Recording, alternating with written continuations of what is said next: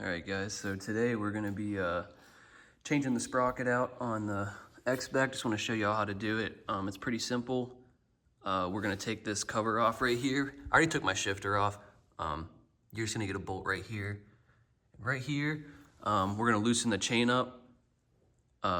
You might be able, if you're due for a chain adjustment, you might be able to get it on without loosening it up. But if it's that loose, you're going to need to adjust it anyway. So I'm gonna pop this cover off, and then we'll get the axle loosened up and get the chain loosened up. All right, and you're gonna wanna, well, I'm gonna be wearing gloves on this. I normally don't. I have to go to work in like an hour, so I just don't want my hands being all crusty. But even if you don't wear gloves, you're definitely gonna wanna keep some towels nearby, because when you get down in there with the sprocket, it's gonna be nasty. So you're gonna need 18 millimeter for the right side if you're sitting on the bike axle bolt, so an 18, and then for this one right here, you're gonna need a 21 millimeter, and then your shifter bolt and these two bolts here are gonna be 8 millimeter, so I'm just gonna use my impact, and then the two adjuster bolts on the back for the chain, they're gonna be both 13 millimeters, because you're gonna need 2 wrenches to split those two nuts apart. So yeah, I'm gonna get it apart.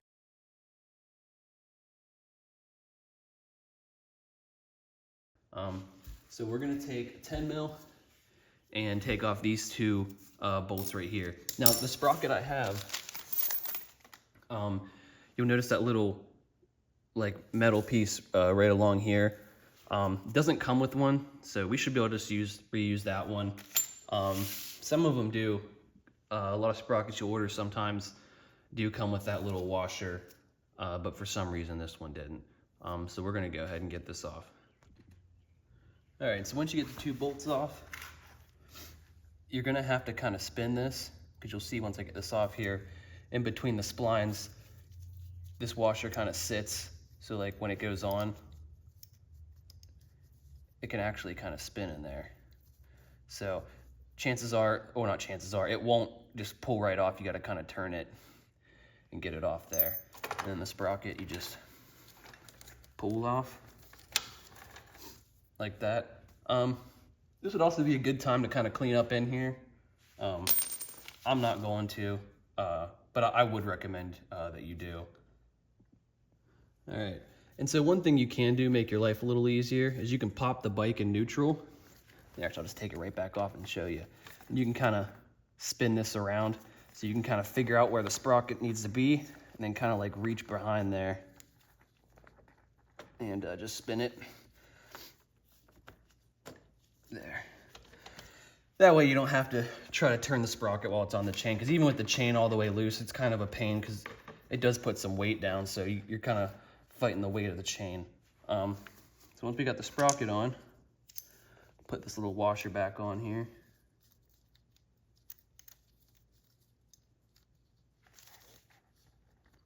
These things are kind of a pain in the ass. There we go. And then these two 10 mils. Be a little careful tightening these down. I know your first instinct's gonna be that you wanna have it super tight, but these things, a lot of these bolts on this bike are really easy to break. So I kind of just snug them down and leave it at that. I don't try to go too crazy.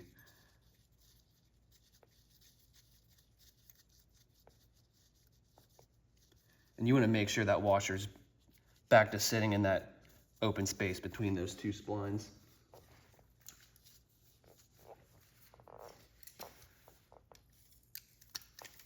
So I use an impact to get them out, but I'm going to use the ratchet to get them back in.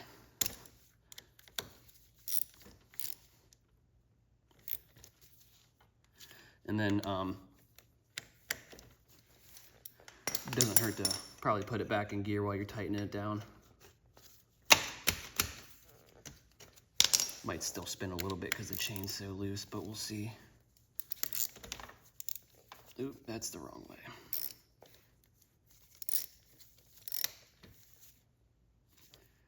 Yeah. So that's good enough. I mean, it doesn't need to be super tight. Probably should put some Loctite on these. That would probably be a good idea. I'm not going to, but that would definitely keep the bolts from vibrating off. So I'm gonna go ahead and get the chain tightened up and we should be good to go.